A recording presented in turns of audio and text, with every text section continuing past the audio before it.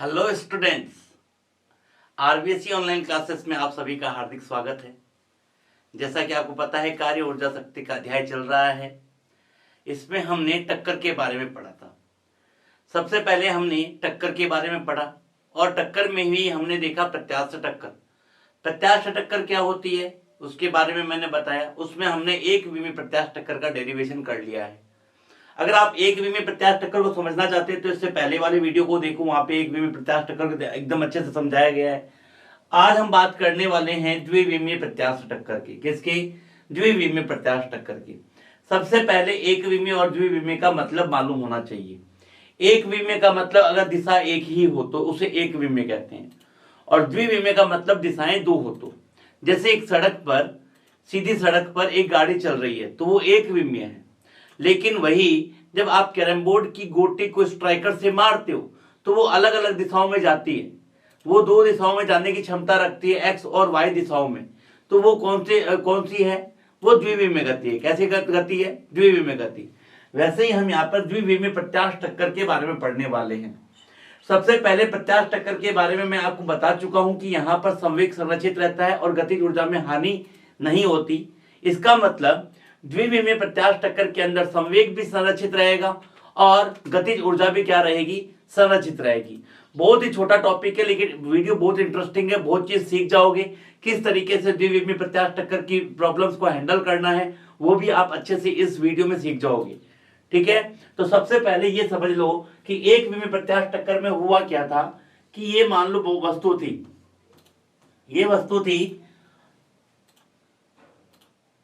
एक वस्तु थी जिसका द्रव्यमान मान लो m1 था, और एक वस्तु ये थी जिसका द्रव्यमान क्या था? m2 था।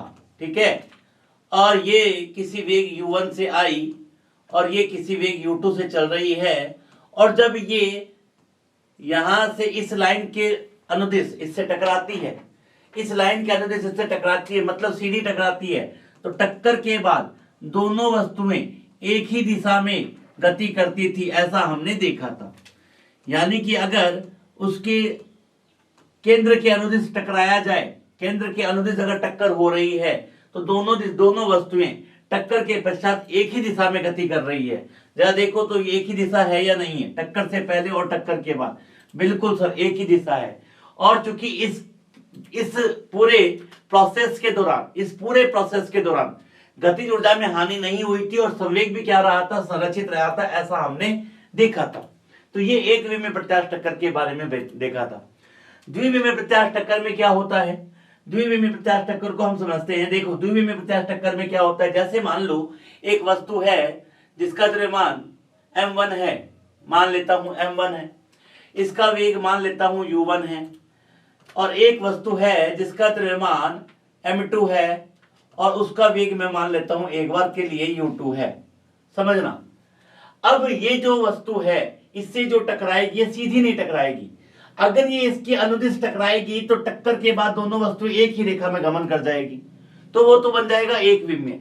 ये थोड़ी सी इसको ऊपर मारेगी, थोड़ी सी ऊपर मारेगी या थोड़ी नीचे मारेगी, थोड़ी सी ऊपर हिट करेगी या थोड़ी सी नीचे हिट करेगी। उससे क्या होगा? इन टक्कर के बाद दोनों वस्तुओं की दिशा क्या हो जाएगी? बदल जाएगी। दोनों वस्तुओं की दिशा क्या हो जाएगी? बदल जाएगी। तो सबसे पहले इंपॉर्टेंट बात ध्यान रखना, ये इस रेखा के अनुदिश से टक्कर नहीं करनी चाहिए। या तो इसको थोड़ा ऊपर मारे या इसको थोड़ा नीचे मारे, तभी तो क्या हो जाती है? दिशा बदलेगी। तभी क्या होगी? इसकी दिशा बदलेगी। नहीं तो दिशा नहीं बदलेगी और एक ही सीधी रेखा में वो क्या कर जाएंगे? गमन कर जाएंगे। तो टक्कर के बाद जैसे ही टक्कर हुआ तो टक्कर के बाद हमने देखा कि एक वस्तु इधर चली गई m1 द्रव्यमान वाली और वो चली गई v1 वेग से, और हमने देखा दूसरी वस्तु यहां चली गई m2 द्रव्यमान वाली और वो कैसे चली गई? v2 वेग से, और इसने यहां से कोण बनाया θ1 और इसने यहां से कोण बना लिया θ2। तो हमने देखा कि दोनों वस्तुएं अलग अलग दिशाओं में गति कर गई, और इस गति के अनुदिश इस दिशा के अनुदिश जो वेग v1 है और इस दिशा के अनुदिश वेग v2 है। क्वेश्चन में आपको u1 u2 m1 m2 दे रखा होगा और आंसर में आपको क्या निकालना पड़ेगा? v1 v2 θ1 और θ2, इनको हमको गणना करनी है। ये टक्कर से पहले की स्थिति है और ये टक्कर के बाद की स्थिति है। ये लिख देता हूं मैं टक्कर से पहले, और ये कौन सी स्थिति है, ये टक्कर से पहले की स्थिति है, और ये कौन सी स्थिति है, ये वाली टक्कर से बाद की स्थिति है। किसकी स्थिति है, टक्कर से बाद की स्थिति है। ठीक है सर, बिल्कुल समझ में आ गई, एकदम अच्छे से समझ में आ गई। अब चूंकि यहां अगर मैं ध्यान से देखूं तो वेग इस दिशा में जा रहा है, इस दिशा में, तो क्या वेग के दो घटक बन सकते हैं, वेग के दो घटक बन सकते हैं? बिल्कुल सर, वेग के दो घटक बनेंगे, क्योंकि द्विविमीय प्रत्यास्थ टक्कर है और वेग इस दिशा में है, इस दिशा में है, तो वेग के दो घटक बनेंगे। कितने घटक बनेंगे, दो घटक बनेंगे। एक तो क्षैतिज दिशा के अनुदिश v1 का क्षैतिज के साथ, बताओ v1 का क्षैतिज के साथ वेग सदिश राशि है, और सदिश राशि के घटक बनाए जा सकते हैं, याद कर लो। और अगर आपको पता नहीं है घटक किस तरीके से बनते हैं, सदिश में जाओ, आरबीएससी ऑनलाइन में जाके सदिश वेक्टर को सर्च करो और सदिशों का वियोजन जाके वहां पढ़ो, आपको समझ में आ जाएगी सारी चीजें। तो यहां पे देखो v1 सदिश राशि है, सदिश राशि के दो घटक बनाए जा सकते हैं, एक क्षैतिज घटक और एक ऊर्ध्वाधर घटक। अब देखो थीटा के साथ वाला घटक क्या होता है, थीटा के साथ वाला घटक क्या होता है, कॉस थीटा, और थीटा के विपरीत दिशा वाला घटक क्या होता है, साइन थीटा। तो चलिए थीटा के साथ वाला ये वाला देखिए, v1 cos थीटा 1, इसका क्या घटक होगा, v2 cos थीटा 2। और हमने देखा कि दोनों घटक एक ही दिशा में, दोनों घटक कैसे हैं, एक ही दिशा में। चलिए इसको चेक करें, ऊर्ध्वाधर घटक, इसका ऊर्ध्वाधर घटक ऊपर की तरफ, इसका ऊर्ध्वाधर घटक नीचे की तरफ। अगर ये वाला घटक इधर क्या लिखा जाएगा, v2 sin थीटा 2, और यहां क्या लिखा जाएगा, v1 sin थीटा 1। बोलो हाँ या ना, बिल्कुल सर लिखा जाएगा। तो हमने क्या किया, इसको दो दिशाओं में वियोजित कर लिया। यहां से ये बात समझ में आ गई कि ये वस्तु दो दिशाओं में जाती है, एक क्षैतिज दिशा में और एक ऊर्ध्वाधर दिशा में, यानी कि ये टक्कर हुई है, कैसी हुई है, द्विविमीय प्रत्यास्थ टक्कर हुई है। कैसी हुई है, द्विविमीय प्रत्यास्थ टक्कर, बिल्कुल सही बात है। और अगर ये द्विविमीय प्रत्यास्थ टक्कर है, और तो हम कह सकते हैं पहली स्थिति में क्या कहेंगे कि संवेग क्या रहना चाहिए, संरक्षित रहना चाहिए। संवेग क्या रहना चाहिए, संरक्षित रहना चाहिए। और संवेग संरक्षित का मतलब क्या हो गया, टक्कर से पहले का संवेग और टक्कर से बाद का संवेग क्या रहना चाहिए, बराबर रहना चाहिए। और संवेग कैसी राशि है, सदिश राशि है। तो दिशाओं का ध्यान रखना है, टक्कर से पहले क्षैतिज दिशा का संवेग और टक्कर के बाद क्षैतिज दिशा का संवेग, टक्कर से पहले ऊर्ध्वाधर दिशा का संवेग और टक्कर के बाद ऊर्ध्वाधर दिशा का संवेग। जब हम क्षैतिज की बात करेंगे तो क्षैतिज को देखेंगे, जब ऊर्ध्वाधर की बात करेंगे तो ऊर्ध्वाधर को देखेंगे, ये भी याद रखना। देखो कैसे, अब बताओ, मैं कहता हूं टक्कर से पहले इस पूरे निकाय का संवेग कितना लिखा जाएगा, टक्कर से पहले इस निकाय का संवेग कितना लिखा जाएगा, निकाय का संवेग देखो क्या लिखा जाएगा, m1 u1। निकाय क्या होती है, दोनों वस्तुओं को मिलकर मिलने से निकाय बनता, अकेली वस्तु निकाय नहीं बना सकती। तो m1 u1 plus m2 u2, ये क्षैतिज दिशा की बात कर रहा हूं। कौन सी दिशा की बात कर रहा हूं, क्षैतिज। कौन सी दिशा की बात कर रहा हूं, क्षैतिज। अगर क्षैतिज दिशा में, तो यहां बताओ क्षैतिज दिशा में क्या होगा, क्षैतिज दिशा में क्या होगा, m1 v1 cos theta 1 plus m2 v2 cos theta 2। बिल्कुल सही बात है सर, बिल्कुल सही बात है, कोई दिक्कत वाली बात बिल्कुल भी नहीं है सर, एकदम समझ में आ गई बात। अच्छा, अब मुझे बताओ ऊर्ध्वाधर दिशा में संवेग संरक्षण लगा के बताओ, ऊर्ध्वाधर दिशा में टक्कर से पहले क्या वस्तु ऊर्ध्वाधर दिशा में गति कर रही है क्या, टक्कर से पहले वस्तु ऊर्ध्वाधर दिशा में नहीं सर। तो ऊर्ध्वाधर में निकाय का संवेग 0 प्लस 0, ये भी 0 प्लस ये 0, तो कुल 0 हो गया या नहीं हो गया, ठीक है। लेकिन टक्कर के बाद ये वस्तु कहां जा रही है, ऊपर की तरफ, और ये वस्तु कैसी जा रही है, नीचे की तरफ। वेग कैसी राशि है, सदिश राशि। ऊपर की दिशा को धनात्मक, नीचे की दिशा को ऋणात्मक लेते हैं, क्योंकि सदिश राशियां हैं, ध्यान रखना। तो यहां ऊपर वाली दिशा के लिए m1 v1 sine theta 1 minus, minus क्यों, क्योंकि ये नीचे की तरफ है, minus m2 v2 sine theta 2। Important बात समझ में आ गई, बिल्कुल सर समझ में आ गई। तो इसको हम ऐसा भी लिख सकते हैं कि m1 v1 sine theta 1 is equal to m2 v2 sine theta 2। बिल्कुल सर, इसको इक्वेशन 1 मान लो, इसको इक्वेशन 2 मान लो। बहुत इंपॉर्टेंट बात समझ में आ गई होगी कैसे लिखा है मैंने। इसको मैं ब्रैकेट में बंद कर देता हूं, इसको भी जो मेन इक्वेशंस होती है उनको मैं ब्रैकेट में डाल देता हूं ताकि आपके लिए ये हाईलाइट होता रहे। सर दोनों काम तो कर लिया, अब तीसरा काम क्या करना है? तीसरा काम होता है कि टक्कर में, प्रत्यास्थ टक्कर में गतिज ऊर्जा की हानि नहीं होती, यानी कि टक्कर से पहले जितनी ऊर्जा थी निकाय की और टक्कर के बाद निकाय की जितनी ऊर्जा थी वो क्या रहती है? बराबर। निकाय की बात कर रहा हूं, ध्यान रखना, किसी एक वस्तु की नहीं बात कर रहा हूं मैं। तो चलिए गतिज ऊर्जा संरक्षण लगाते हैं। गतिज ऊर्जा संरक्षण लगाते हैं। गतिज ऊर्जा संरक्षण, गतिज ऊर्जा संरक्षण क्या कहता है? टक्कर से पहले गतिज ऊर्जा, गतिज ऊर्जा अदिश राशि है, गतिज ऊर्जा में दिशा का कोई रोल नहीं होता है और गतिज ऊर्जा सदैव धनात्मक होती है। क्या बोला है? गतिज ऊर्जा अदिश राशि होती है, ये सदैव धनात्मक होती है, इसमें दिशा का कोई रोल नहीं होता है। तो टक्कर से पहले निकाय की गतिज ऊर्जा देखें तो half m1u1 square plus half, क्या लिखा मैंने? m2u2 स्क्वायर बराबर half m1v1 square plus half m2v2 square. समझ में आई या नहीं आई? बिल्कुल सर, बात समझ में आई। गतिज ऊर्जा भी हमने क्या करा दी? संरक्षित करा दी। अब देखो यहां पर इंपॉर्टेंट बात क्या है? यहां पर इंपॉर्टेंट बात क्या है? यहां पर इंपॉर्टेंट बात यह है कि समीकरण 3 बनी है, समीकरण 3 बनी है, लेकिन टक्कर के बाद 4 परिवर्तनशील राशियां हैं।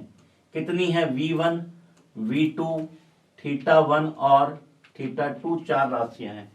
कितनी राशियां हैं? 4 राशियां हैं। टक्कर के बाद देखो कितनी राशियां मिल रही है हमें? 4 राशियां मिल रही है। तो अगर ये 4 राशियां मिल रही है लेकिन समीकरण 3 है, तो आपको ये पता होना चाहिए कि जितनी परिवर्तनशील राशियां होती है उतनी ही समीकरणें बनानी पड़ेगी। यहां पर 3 समीकरणें हैं और हमें 4 राशियों का मान निकालना है।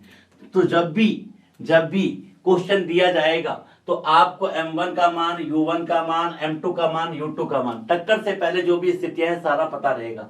लेकिन टक्कर के बाद इन चारों राशियों में से किसी एक राशि का मान दिया जाएगा। टक्कर के बाद इन चारों राशियों में से किसी एक राशि का मान दिया जाएगा तो हम बाकी 3 राशियों की गणना कर सकते हैं, क्योंकि हमारे पास 3 ही समीकरण है और परिवर्तनशील राशियां 4 है। जितनी परिवर्तनशील राशियां होती है उतनी समीकरण होनी चाहिए, अदरवाइज हम नहीं निकाल पाएंगे। तो मुझे यहां पर इन चारों में से किसी न किसी का मान आपको पहले से देना पड़ेगा। मान लो ये मान दे देता, तब आपके पास परिवर्तनशील राशियां कितनी हो जाती? सर 3 हो जाती। अगर 3 हो जाती, तीनों को 3 समीकरण की सहायता से हल किया जा सकता है। तो ये होता है हमारा द्विविमीय प्रत्यास्थ टक्कर। कुछ नहीं करना, v1, v2, θ1, θ2 में से एक मान दे रखा होगा, इनमें से एक मान दे रखा होगा, क्वेश्चन को हल कर देना है, उत्तर आ जाएगा। मैंने कहा था बहुत छोटा टॉपिक है, कुछ नहीं करना, केवल संवेग संरक्षण लगाना है और गतिज ऊर्जा का संरक्षण का नियम लगाना है, क्वेश्चन को हल करना है। आइए मैं दिखाता हूं एक क्वेश्चन को और देखते हैं किस तरीके से उसके अंदर इस चीज को अप्रोच करना है। क्वेश्चन की तरफ बढ़े। देखो क्वेश्चन क्या है कि एक m द्रव्यमान की वस्तु है जिसका वेग हमने बोला v0 है, ठीक है, और एक दूसरी वस्तु उसी द्रव्यमान की है और ये विराम अवस्था में। अगर ये विराम अवस्था में है तो इसका वेग क्या दे दिया हमने? 0 दे दिया, ठीक है। और टक्कर के बाद मैंने कहा कि टक्कर के बाद क्या हुआ? टक्कर के बाद कुछ ऐसा हुआ कि एक वस्तु तो इधर चली गई और एक वस्तु इधर चली गई, और मान लो कि ये एंगल दे दिया 45 डिग्री, ठीक है, और ये एंगल दे दिया आपको थीटा, ये एंगल दे दिया आपको थीटा। ध्यान दीजिएगा, इसका मान ले लिया हमने v1 और इसका मान ले लिया हमने v2, ठीक है। हमें क्या मान ज्ञात करना है? हमें थीटा का मान निकालना है और हमें v1 का मान ज्ञात करना है। मैंने क्या बोला था, यहां देखो V1 है, V2 है, θ1 है, θ2 है, एक मान दे रखा है, θ2 का मान दे रखा है, आपको V1 और थीटा का मान ज्ञात करना है। क्या करेंगे, तरीका वही है, तरीका वही, सोच नहीं, सोच नहीं, सोच नहीं लगानी है, चीजें वही है, सोच नहीं लगानी है, सोच नहीं। अब सोच क्या नहीं है, तरीका वही। क्या सा तरीका क्या था, सबसे पहले क्या करना, इसके घटक बना लो, सबसे पहले इसके घटक बना लो। इसका घटक इधर क्या लिखा जाएगा जरा देखना, V1 cos थीटा, और इसका घटक क्या लिखा जाएगा, V2 cos 45, बिल्कुल सर लिखा जाएगा। इसका घटक क्या लिखा जाएगा ऊपर, V1 sin थीटा, और इसका घटक क्या लिखा जाएगा सर, सर क्या लिखा जाएगा, V2 sin 45। आई बात समझ में, आ गई बात समझ में। द्रव्यमान समान है, ध्यान रखिएगा, V1 cos 40, V2 cos 45, V1 cos theta, V1 sin theta, V2 sin 45। चलिए सबसे पहले क्या लगा दूं, संवेग संरक्षण। सबसे पहले क्या लगा दूं सर, संवेग संरक्षण। कौन सी दिशा में सर, क्षैतिज दिशा में लगा दो ना, क्षैतिज दिशा में लगा दो ना। मैंने कहा चलो देखते हैं, क्षैतिज दिशा में ये वस्तु का द्रव्यमान कितना है, m इंटू इसका वेग V0 प्लस इसका द्रव्यमान इंटू इसका वेग 0 बराबर इसका द्रव्यमान हो गया m V1 cos theta plus m V2 cos 45। जरा देखना क्या करना है सर, देखो सबका द्रव्यमान समान है, तो m m m m cancel out हुआ या नहीं हुआ, कैंसिल आउट हुआ। यहां देखो ये बचा तुम्हारा V0 प्लस ये कितना बचा 0 बराबर V1 cos theta plus V2 cos 45 कितना होता है 1/√2, 1/√2। तो V0 बराबर क्या निकल के आ गया सर, V0 बराबर निकल के आ गया V1 cos theta plus V2/√2। बोलो हाँ या ना।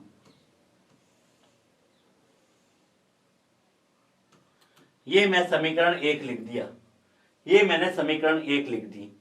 आपको V1 का मान V0 के पदों में निकालना है। मैं यहाँ क्वेश्चन लिख देता हूँ, V0 का मान V0 के पदों में निकालना है, V0 के पदों में निकालना है, पदों में निकालना है।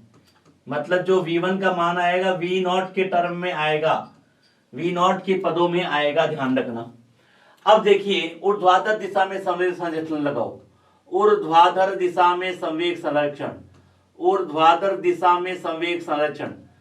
जैसे ही ऊर्ध्वाधर दिशा में संवेग संरक्षण लगाओगे क्या होगा, जरा ध्यान से देखना। ऊर्ध्वाधर दिशा में V1 sin थीटा, अच्छा ऊर्ध्वाधर दिशा में क्या टक्कर से पहले वस्तु ऊर्ध्वाधर दिशा में जा रही है क्या, क्या टक्कर से पहले वस्तु नहीं सर, नहीं जा रही।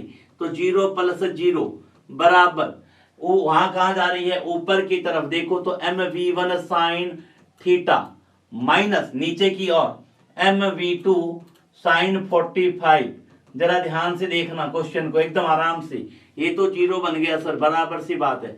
mV1 sin theta minus mV2/√2 बराबर है sin 45 का मान कितना होता है 1/√2 होता है। तो मैं क्या लिख सकता हूं, mV1 sin थीटा बराबर mV2/√2 बराबर m से m गया तो यहां से V1 sin थीटा बराबर क्या आया V2/√2। तो मुझे ये बताओ V2 बराबर क्या आएगा, √2 V1 sin थीटा आएगा या नहीं आएगा।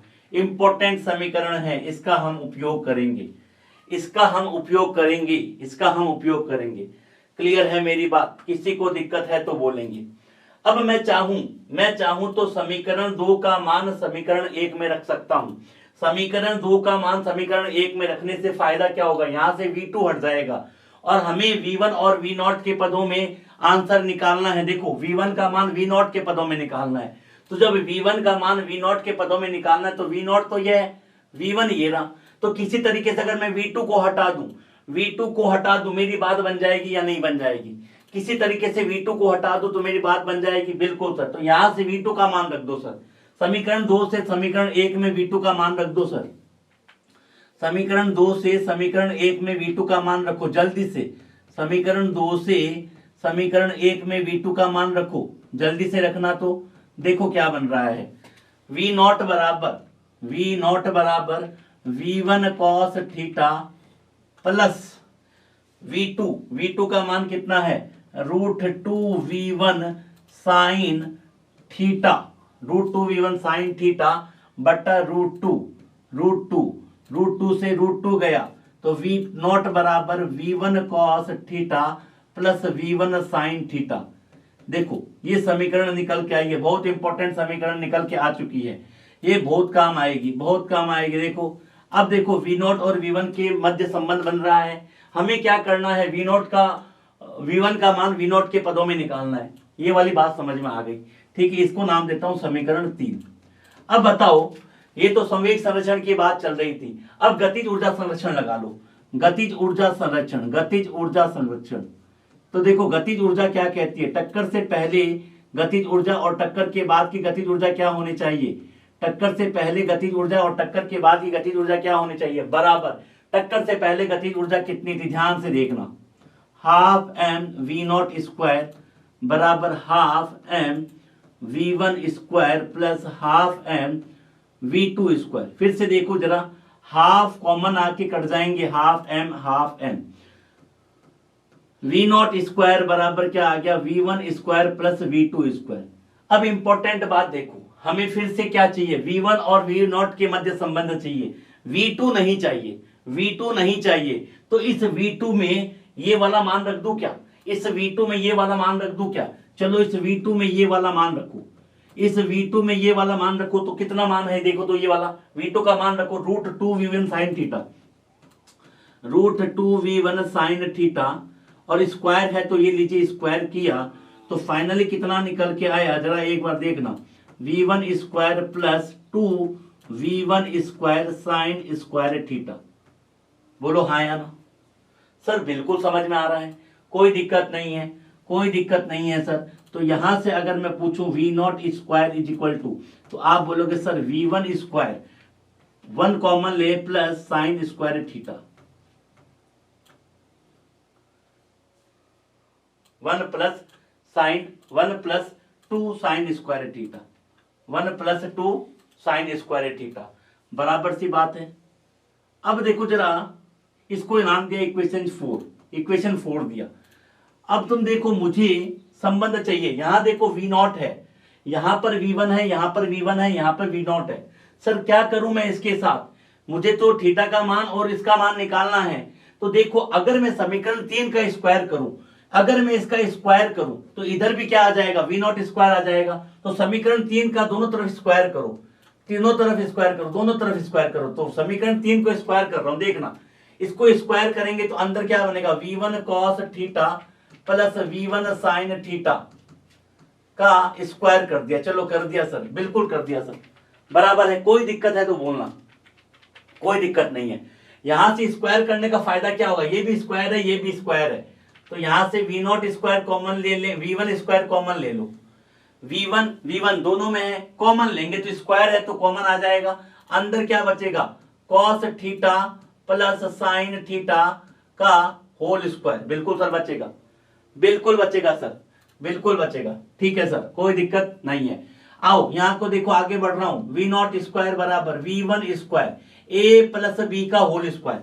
a प्लस बी का होल स्क्वायर क्या होता है sir, a square plus B square plus 2ab होता है सर, प्लस 2ab होता है।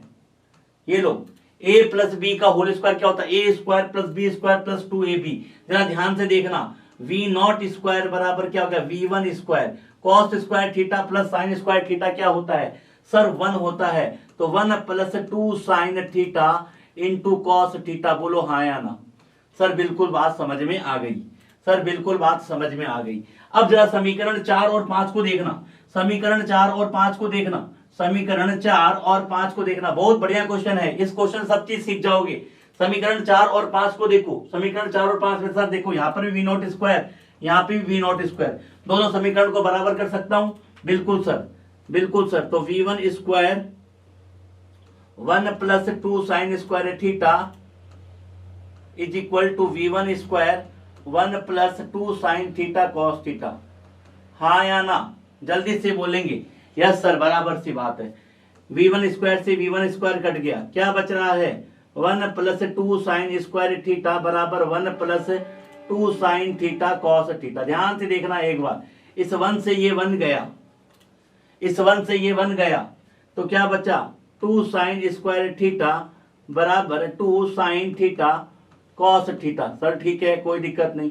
एक 2 से एक 2 गया, एक साइन से एक साइन गया, तो क्या बचा साइन थीटा बराबर क्या बच गया कॉस थीटा बच गया। तो साइन थीटा बट्टा कॉस थीटा क्या होता है, साइन थीटा बट्टा कॉस थीटा बराबर क्या बचा 1, और इसको हमने क्या लिखा टेन थीटा बराबर 1।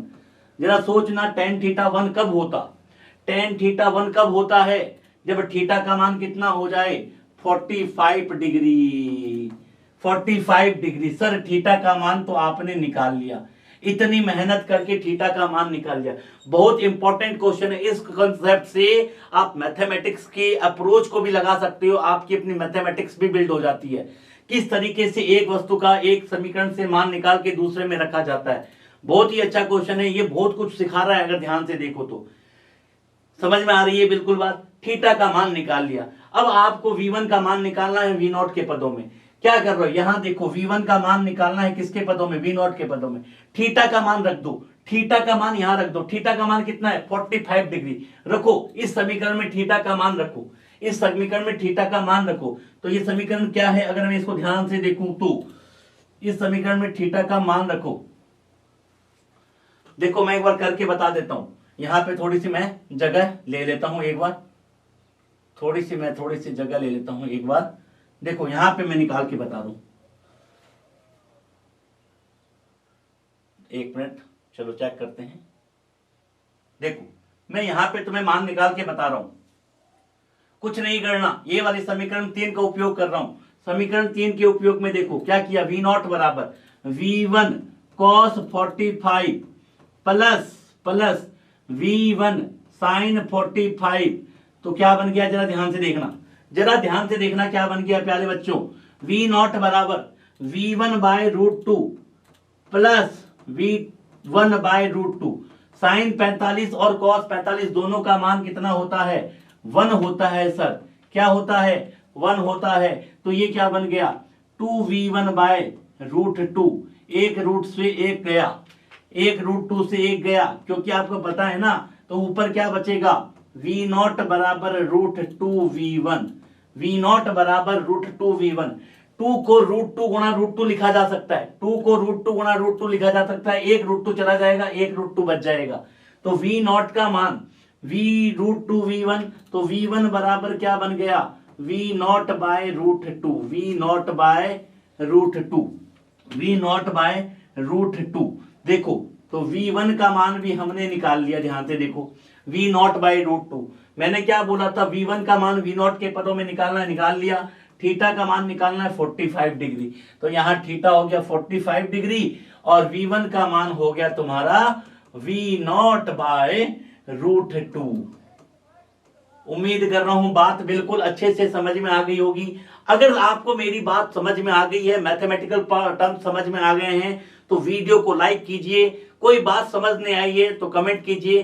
तो ये टक्कर में प्रत्याश टक्कर का भाग हमने कंप्लीट कर लिया। अगले वीडियो में हम अप्रत्याश टक्कर के भाग को देखेंगे और अच्छे से समझेंगे।